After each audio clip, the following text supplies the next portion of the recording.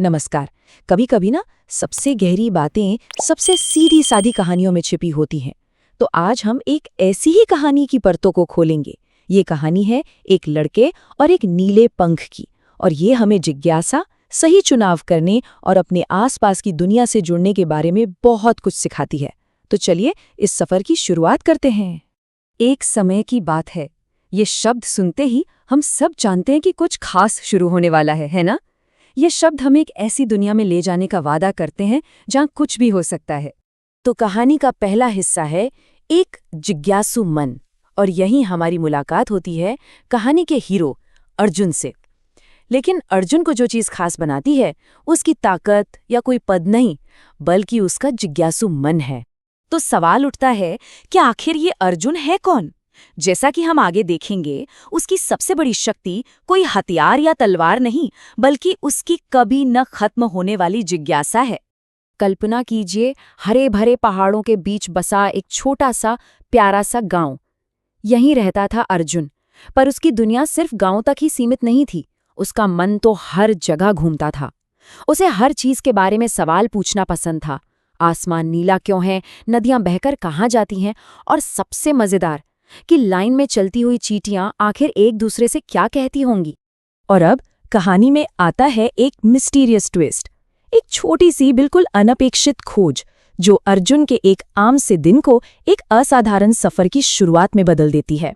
सोचिए, एक सुबह अर्जुन उठता है और दरवाजे पर कुछ अजीब, कुछ अनोखा दिखता है। एक अकेला चमकता हुआ नीला पंख। सुबह की पहली किरणें जब उस पर पड़ती थी ना, तो ऐसा लगता था मानो उसमें कोई गहरा राज कैद हो। और जैसे ही अर्जुन ने उस पंख को देखा, उसे एक धीमी सी रहस्यमयी आवाज सुनाई दी, मेरे पीछे आओ।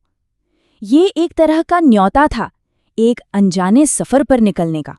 और अर्जुन जैसे जिज्ञासु मन के लिए इस बुलावे को मना करना भई नामुमकिन था। और बस उसका सफर शुरू हो गया। वो पंख हवा में तैरता रहा, रास्ता दिखाता रहा।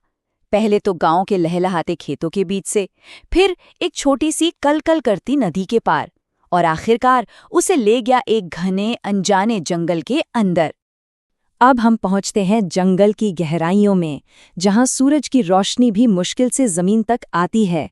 यहीं अर्जुन के इस पूरे सफर का असली मकसद सामने आने वाला था। यहीं वो राज खुलने वाला था कि उस नीले पंख में ऐसा क्या खास था। वो पंख अर्जुन को जंगल के एक ऐसे कोने में ले गया जो बिल्कुल छिपा हुआ था, और वहां एक पेड़ की डाल पर उसने एक ऐसा पक्षी देखा जैसा पहले कभी नहीं देखा था। मतलब उसके पंख एक जादुई नीली रोशनी से जगमगा रहे थे।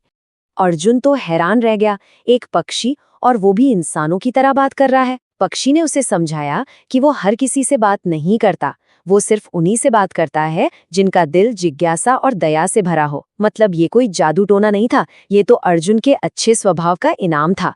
और अब कहानी अपने सबसे जरूरी मोड़ पर आ पहुंचती है।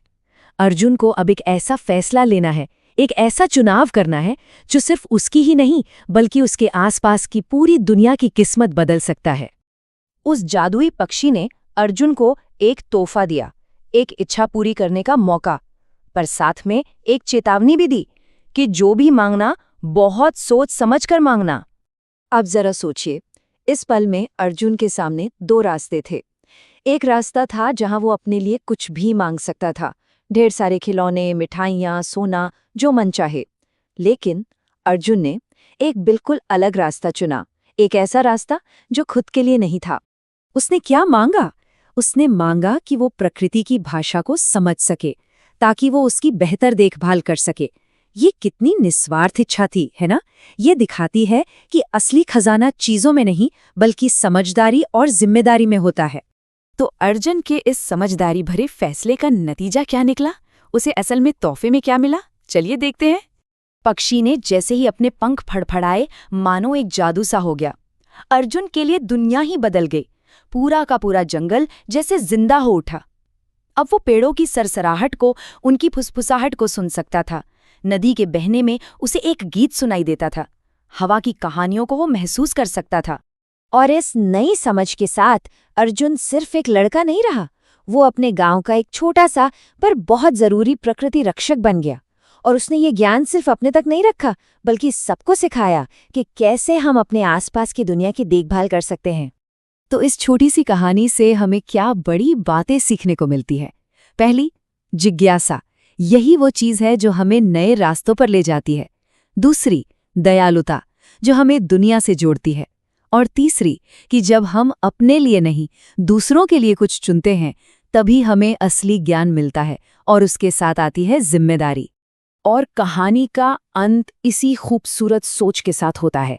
अर्जुन को कभी-कभी वो नीला पंख मिलता रहता था। ये एक तरह से याद दिलाने जैसा था कि जिंदगी का जो सबसे बड़ा जादू है ना, वो कहीं बाहर नहीं, हमारी अपनी जिज्ञासा और दयालुता में ही छिपा है। और ये कहानी हमें एक आखिरी सवाल के साथ छोड़ जाती है कि अगर किसी की जिज्ञासा और दयालुता को पंख मिल जाएं, तो वो उसे किस कमाल के, किस जादुई सफर पर ले जा सकते हैं। ये सोचने वाली बात है ना?